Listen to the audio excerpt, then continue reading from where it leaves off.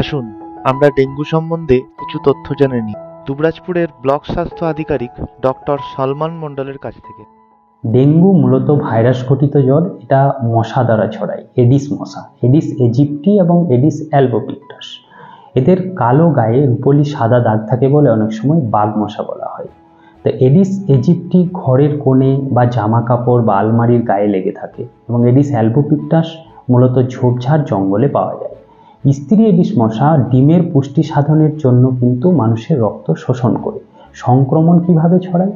Aedes মশা মূলত দিনের বেলা সক্রিয় থাকে বেশি। সূর্যাস্তের 2 ঘন্টা আগে বা সূর্যোদয়ের 2 ঘন্টা পরে এরা কিন্তু বেশি কামড়ায়। যদিও দিনে এবং রাত্রে যে কোনো সময়ই কিন্তু বর্তমানে এডিস মশা কামড়াতে পারে।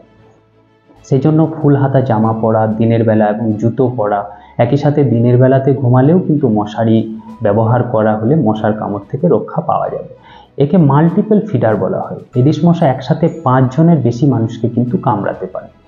ডেঙ্গু রোগী, তাকে যদি একজন এডিস মশা কামড়ায় তাহলে তার শরীরে রক্তের সাথে কিন্তু ভাইরাস চলে যায় এবং সে যখন আরেকজন সুস্থ মানুষকে কামড়াচ্ছে তখন তার শরীরে কিন্তু ডেঙ্গু ভাইরাস পৌঁছে যাচ্ছে।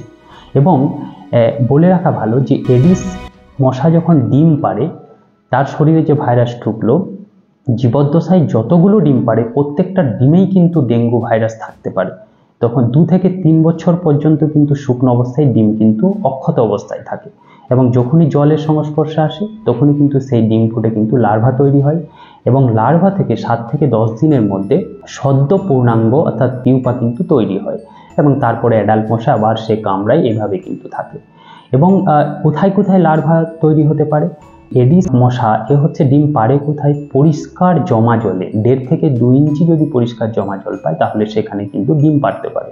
একই সাথে স্যাঁতসেঁতে জায়গার দেওয়ালেও কিন্তু এই মশা ডিম পাড়তে পারে। বাড়ির ভিতরে যেমন হচ্ছে যে ফুলের টব বা হচ্ছে যে ফ্রিজের পিছনে যে জল থাকে সেই জায়গায়, বা অব্যবহৃত কোনো পাত্র রয়েছে, বা হচ্ছে যে গবাদি পশু যেখানে খাবার খায় সেরকম জায়গা যেখানে জল জমতে পারে সেই জায়গায় কিন্তু ডিম পায়। বাড়ির বাইরে কিছু জায়গা যেমন বদ্ধ কোনো নর্দমা বা নয়নজলি বা শোকপিট হতে পারে, বা হচ্ছে যে কোনো বাড়ি তৈরি হচ্ছে কোনো জায়গায় সেই সমস্ত জায়গা, বা কচু গাছ থাকে দেখবেন তার পর্বের গোড়াতেও কিন্তু এই মশা ডিম পাড়তে পারে। থার্মোকলে পাত্র অব্যবহৃত সেখানেও কিন্তু পারতে পারে।